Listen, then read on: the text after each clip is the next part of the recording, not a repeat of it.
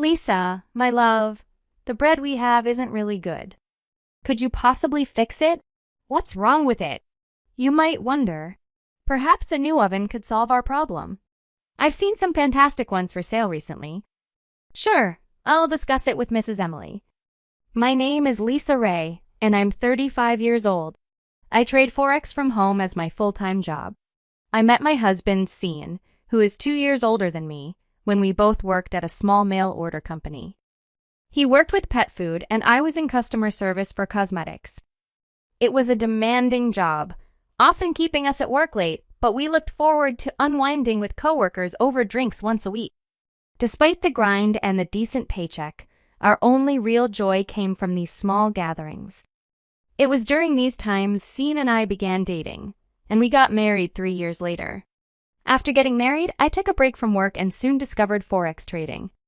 I dove into learning everything I could, buying books and practicing online. It wasn't easy, but I dedicated myself to it, eventually developing a successful trading strategy. However, my in-laws, who now live with us, don't quite understand what I do. When my father-in-law retired and considering their limited pension, my husband suggested they move in with us into our 3-bedroom condo, which I now pay for thanks to my Forex trading income. We've assured them they're welcome and not to worry about expenses. I don't bother with household chores. We have a housekeeping service for that. Mrs. Emily takes care of everything, including cooking, which is a huge help for us. I dedicate my days to mastering Forex trading and sharing my insights on blogs rather than tackling household chores. However, my in-laws were initially understanding when they moved in. Their attitude shifted after a couple of months. They started to question why I, being always at home, didn't engage in any housework, labeling my job as mere gambling and a trivial pursuit in front of a computer. These complaints were never directly addressed to me, but I sensed their discontent through the indirect remarks they made to my husband. Since my husband no longer needs to worry about rent or living costs, thanks to my trading income, he has indulged in his love for fashion, donning custom suits and brand-name accessories. His newfound freedom to spend on luxuries has made him quite happy. He used to defend me against any grievances from my in-laws, but that has recently changed. He started critiquing me for always being on my computer, not wearing makeup, and sticking to sweatpants around the house, suggesting I should dress up more appealingly at home. This took me by surprise. Why should I dress up and wear makeup just to stay home? It led to a disagreement between us, with him expressing a desire for me to look more cute for him, a notion I found unnecessary and odd. Following this discussion, I noticed my husband began to echo my in-laws' complaints about me. One evening, I accidentally overheard a conversation among them criticizing my supposed arrogance and indifference to household chores. They speculated that I looked down on them for their previous living situation and believed I considered myself superior because of my income from Forex trading, which they dismissed as simple luck that anyone could replicate. They even went as far as to mock my appearance, questioning my self-worth. This entire situation has highlighted a rift in understanding and appreciation for what I do and the financial contributions I make to our household, casting a shadow over the dynamics within our family. I've been working from home for a while now, cherishing the mornings when my husband and I could enjoy breakfast together before he headed off to his job at the company where we both used to work. Unfortunately, he starts his day quite early, which means he often comes back late. Our breakfasts were a precious time for us. Yet recently, he's begun skipping them, claiming he'd rather eat on the go or not at all. This change didn't go unnoticed by my mother-in-law, who criticized my husband's new habit with a sneer, suggesting that he was growing tired of having a wife who didn't perform her duties. I found this remark outdated, especially since Mrs. Emily handles all our household chores efficiently, ensuring everything is in perfect order. My rebuttal that the concept of wife duties is outdated sparked a disagreement, particularly with my mother-in-law, who holds traditional views very dear. She couldn't understand my perspective, emphasizing the importance of fulfilling these roles regardless of our arrangements for housework. The fact that I was financing it didn't seem to matter to her. She believed that bringing up financial contributions was inappropriate. I noticed my in-laws have been living quite comfortably without the worry of expenses, thanks to my financial support. My mother-in-law, for instance, often socializes with neighbors, flaunting expensive designer bags, while my father-in-law dedicates a significant portion of his pension to his golfing passion, even purchasing new golf clubs.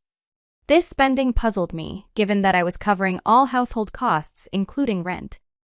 However, with nowhere else for my in-laws to go, I felt compelled to tolerate the situation.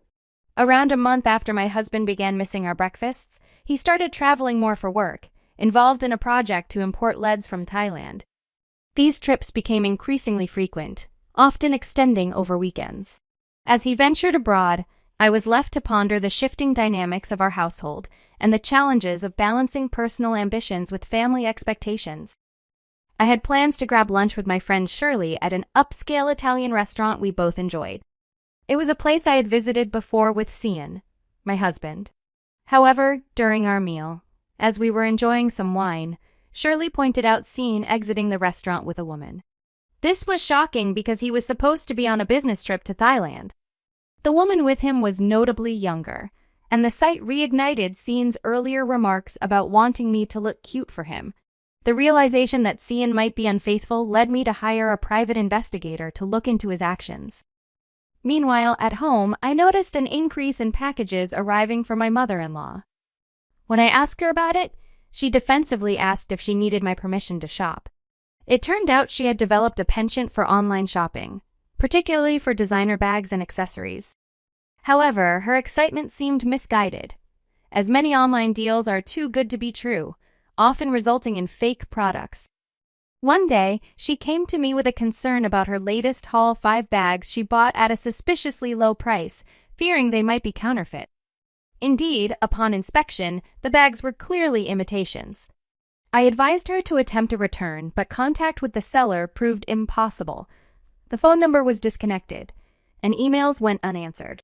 She had spent $3,000 through a bank transfer on a site that seemed legitimate, but offered designer items at unrealistically low prices, with no option for cancellations or refunds through her bank. I warned her about the risks of buying designer goods online, especially when the deals seemed too good to be true. However, my advice seemed to fall on deaf ears as she dismissed my concerns, highlighting a gap in understanding the nuances of online shopping and the importance of caution. After a peaceful dinner on Sunday, my work on Forex trading was abruptly interrupted by my father-in-law. He had recently been golfing with old friends who shared some skepticism about Forex trading, painting it as a scam filled with deceitful promises of easy money. His confrontation was based on misinformation, assuming that since I was involved in Forex, I might be engaging in similar deceptive practices. Despite my explanations, he doubted my integrity, thinking my success was too good to be true, especially since he saw his own efforts in business as more legitimate hard work. I tried to assure him that my trading activities were legitimate and that I wasn't duping anyone, but my explanations fell on deaf ears. He even questioned if we could manage our expenses without my Forex income, to which he confidently claimed he could cover at least the rent.